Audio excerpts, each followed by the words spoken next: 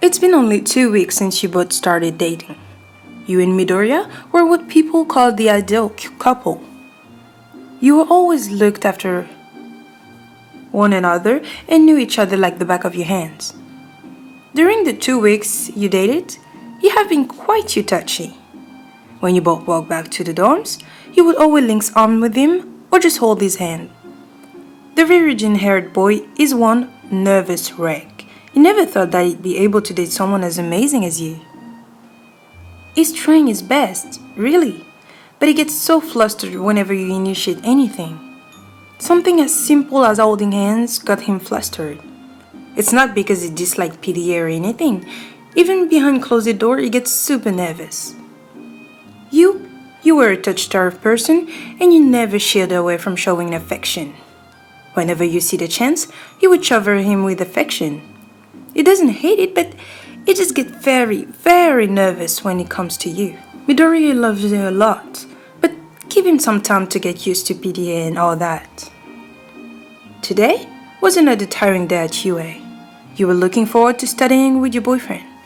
He was one of the smart students in class and is very patient with you when teaching. Not to mention, you get to spend time with your boyfriend, your favorite person. As soon as class ended, Midoriya came to your table and the two of you headed back to the dorms together. You reached out to hold his hands, only for him to panic and pull away from yours. His cheeks were red, eyes darting to side to avoid his gaze.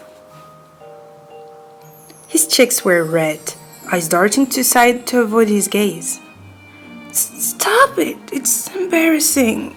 We just started dating recently and... he mutters. You thought about it and realized that you've been quite pushy and forcing him to follow you. Midoriya avoided your gaze, afraid that it might have upset you somehow. Oh, sorry I stopped. I must be bothering you. You beamed instead. You loved Midoriya, and if he's not comfortable with it, you'd hold back for his sake. Retracting your hands back, you settled with just walking next to him and began to talk about something completely random to not make it awkward. After that, you stopped trying to touch him. He was sure that you were upset. You stopped reaching out to hold his hand or even give him a hug.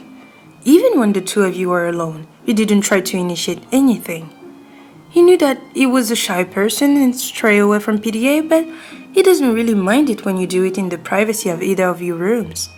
But now, you stopped completely, and he has no idea what he was supposed to do. Does he man up and initiate himself, or wait for you? Then again, he was the one telling you to stop. Today, you both were in your room, watching a movie that Uraraka had recommended. You were seated next to each other with a small gap between the two of you. He saw you fiddling with your fingers, looking a bit restless as your leg bounced. At this point, Midoriya wasn't even paying attention to the movie anymore.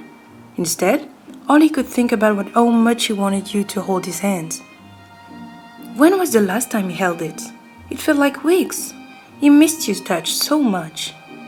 He shouldn't have told you to stop. It wasn't embarrassing at all. It made you feel loved. Is it? What's wrong? You asked.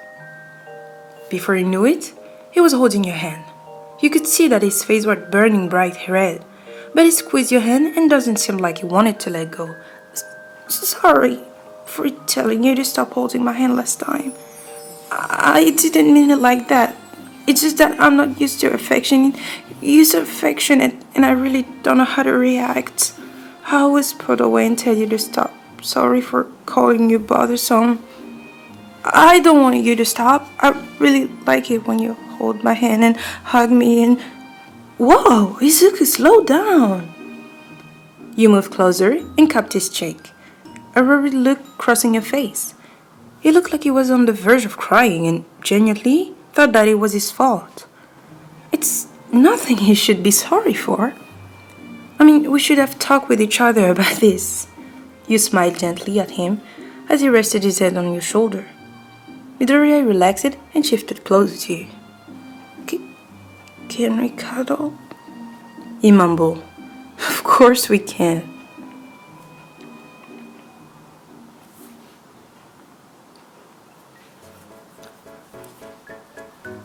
Sorry to make you wait, Katsuki.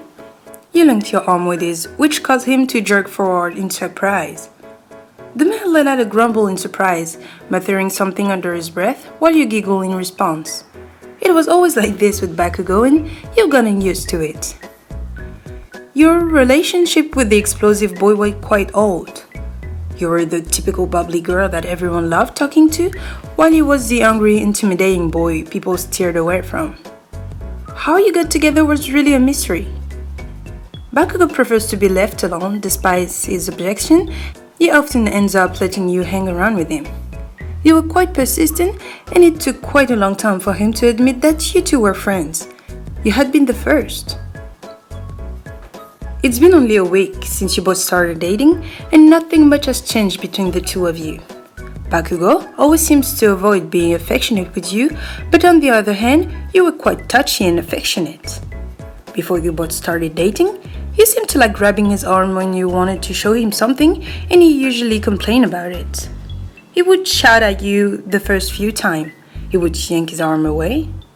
Over time, he decided to just leave it be. He still yelled at you, but never did anything to make you let go. So when you both started dating, you thought that it would be okay with that kind of thing.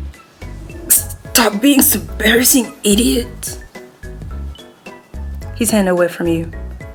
The moment he yanked his hand away, you thought that it was bothering him after all. Frowning slightly, you moved your hand behind your back. The last thing you wanted was to be a bother to the person you love. Okay then, I stopped. Bakugou was surprised that you showed no resistance at all. He expected you to whine and complain about it. Perhaps you would bring up about how you both now a couple and this kind of thing is completely normal and nothing to be embarrassed about. But you didn't. You wondered if he was too harsh with you. You didn't seem that affected, going on about your life like usual without a care in the world. You couldn't tell whether you were upset about it or not, especially when you're really good at hiding your feelings. After a few days, he was 100% sure that you were upset about it. The times you walked back to the dorm with him, he made sure to leave a certain amount of distance between the two of you. When your finger brushed, he would apologize and moved away a bit. Bakugou knows that he had been an asshole. You really don't deserve to be yelled at for just being a bit touchy, and needs to apologize. That's why he invited you out for dinner. It was your favorite ramen place. The two of you ate and left, tummy satisfied. It's not like you to invite me to dinner. What's the occasion? You asked. Bakugou kept his mouth shut, watching as you skipped in front of him while he walked behind you.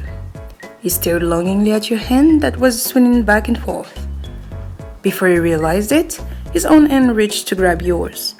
The two of you stopped walking and you turned your face to your boyfriend. Sorry, he mumbled quietly that you could barely hear him. Sorry? Say that again? Are you okay? You're acting weird. You asked. I said I'm sorry, he said louder. What are you sorry for? Was it because of yesterday when you... Listen, I just wanted you to be less touchy. I'm not fucking good at this yucky shit you people call affection. But it doesn't mean that you have to avoid me entirely. He grumbled out, avoiding your gaze. You did that aside, you didn't think that he felt guilty for that. It really wasn't a big of a deal. You knew that he probably just wanted some space and you misinterpreted his word, thinking that he was embarrassed when you were affectionate. Oh, Katsuki, I'm not upset over it, okay? I just thought maybe that you didn't like me being affectionate in public. You grabbed hold of his hand and intertwined your fingers together. Bakugou kept his attention on his feet, refusing to meet your eyes. You gently tugged him towards you, motioning him to follow you. Come on, let's go home. You smiled. Bakugou didn't do anything to make you let go of his hand. The male let you hold his hand the entire way back to the dorms without complaining, nor showing sign of wanting to let go. He might be a bit embarrassed to be holding hand with you, but he never voiced that he hated it. In fact, he likes how your hand fits perfectly with his and how happy you look as you swung your intertwined hand back and forth.